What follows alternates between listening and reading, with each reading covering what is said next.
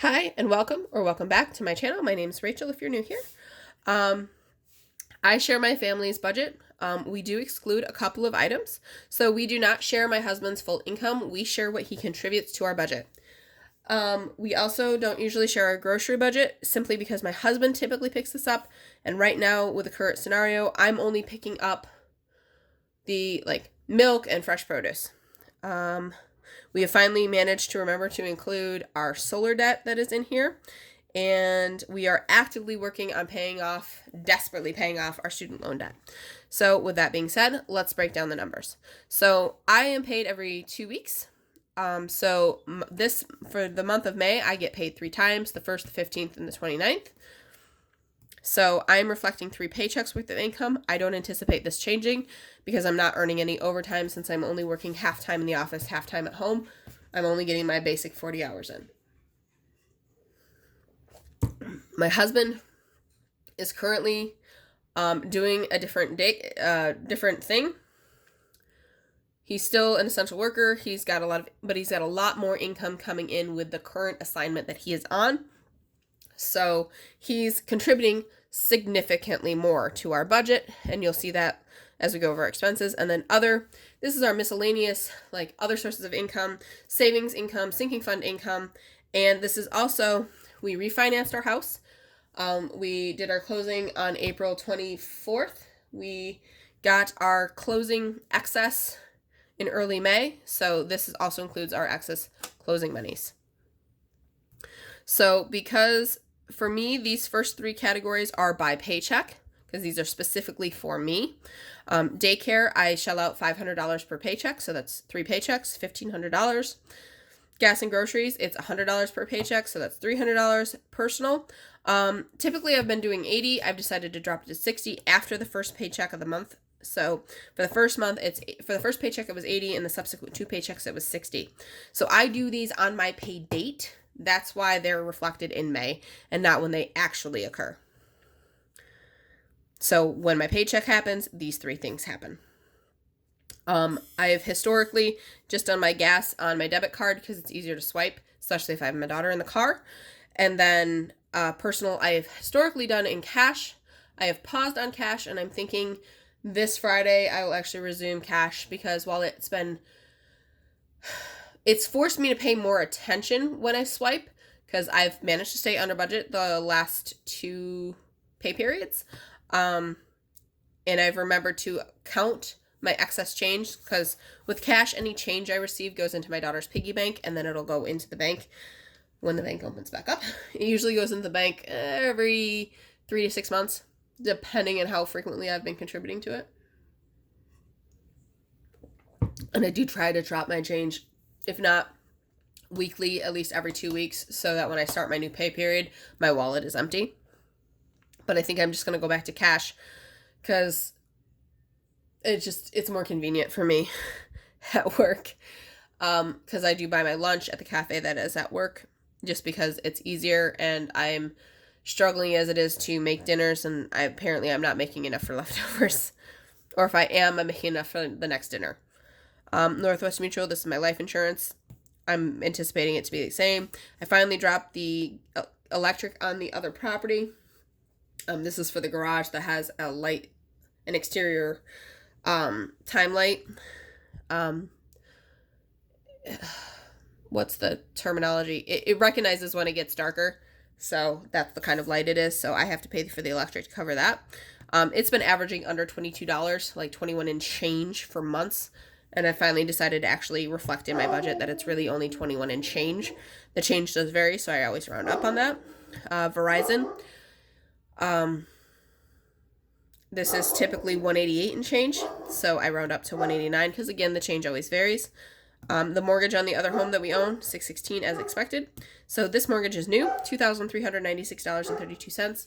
I know some of you are going in your heads, why did you get a mortgage that was more? And we had 2 choices. We could have done a 15-year mortgage or a 20-year mortgage. The 20-year mortgage only would have been $100 more, but the 15-year mortgage would have, right off the top, saved us over $30,000 more in interest. And 2, we were comfortable with an additional $400. I was comfortable. My husband took a little convincing, but I told him we'll be fine. We have these sources of income that are consistent and normal, and we still have those sources of income, and it'll be fine. I am fine. I'm completely comfortable with this number. 2,500 honestly was my cap. I would have gone up to that. I wouldn't have gone any higher than that, but I would have gone up to that. Car is the minimum payment. This is my mom's share of the family cell phone plan that I front. Navient. So this is what we are hoping, fingers crossed, depending on how much my husband's able to contribute. This is what we're hoping to pay on Navient this month. We've already contributed a little over $3,070 at this point. I'm filming this on May 13th, so we've already had both our free refinance closing costs and two paychecks, one for me, one for my husband. Again, I apologize for the dog. People are walking by our house and he's trying to tell me, danger, danger, Will Robinson. You know, I'm showing my age there a little bit. So that's our Navient. Mosaic is our solar loan. This is the one that does have a monthly payment. We have been paying on it since the end of March. I was actually surprised in March that I had to pay it because I was told 30 days from install date, and yeah, that wasn't 30 days. So, but it's getting paid. It's good.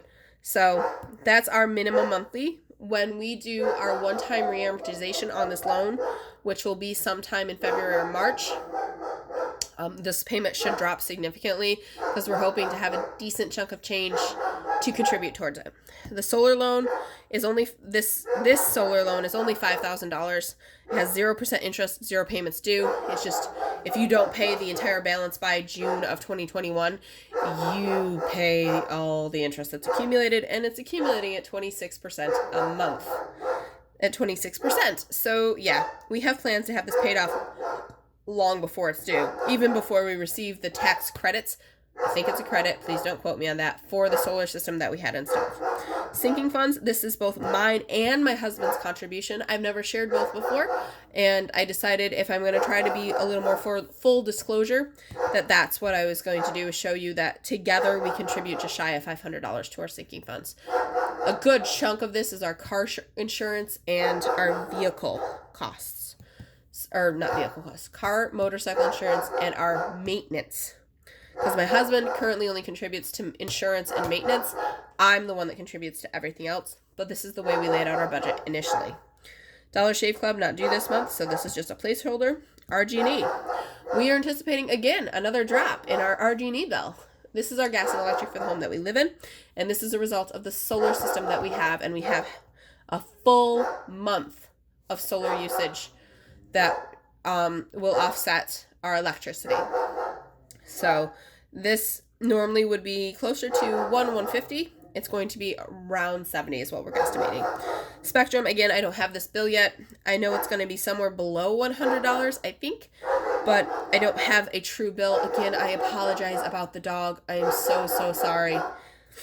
He will not listen to me, so there's no point in me screaming at him. I'm going to send him outside as soon as I'm done filming. Garbage is due this month, $43. Water and sewer, this is just a placeholder. It's not due for 2 more months. And then other, we have some minor things that we're thinking about cash flowing, so that's just where this other category is going. But that's it for our budget. Let's move into our debt. So May 1st, our Navient for the subsidized loan was $3,911.64. Unsubsidized loan was $16,023.49.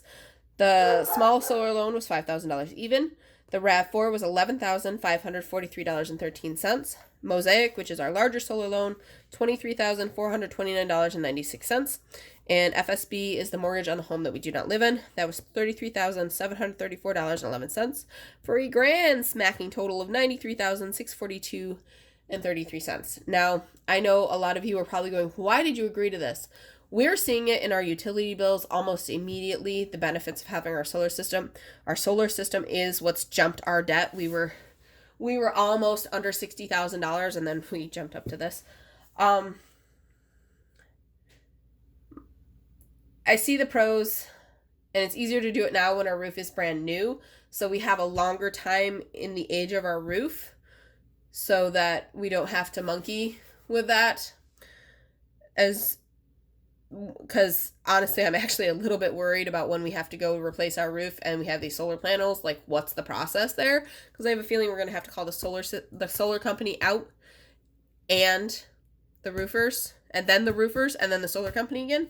So I don't think my husband fully thought about that, but my plan is once we have all this paid, I'm going to add a new sinking fund for our roof, because eventually something's going to happen and we're going to have to do something with it. But that's down the road a little bit. Then into our sinking funds, we're starting off. Prime has $12.84. Easy Pass only has $32. Car and motorcycle insurance is $496.73. This is not due until mid-June, so I have May's contribution and June's contribution to add into that. Car maintenance, again, we're not looking until the fall before we get new tires for 2 vehicles, so we should have sufficient by that time. My daughter's account is $83.11. Baby number 2 has $34.50. Jax has $11.31. This is why I bumped his allocation in May, because I was depleting it faster than I was contributing to it, so that's what I'm doing. Christmas is currently at $235.83. My shoes are at $33.03. My clothes are at $75.06. Vacation is holding steady at $995.58, and the escrow for the home that we don't have a mortgage on, that we don't live on, $400.31, meaning a grand total of $3,088.06 going into the month of May. My next video will be a budget breakdown, a paycheck breakdown for my first paycheck on May 1st. As I mentioned, it's May 13th, the day I'm filming this, so when I'm finished with this, I'll go into that, and then I'll post these in the order that I've been filming them. But that's it for my May budget, debt tracker, and sinking funds. I hope you enjoyed. Leave any comments or questions down below, and thanks for watching. Hope to see you in the next video.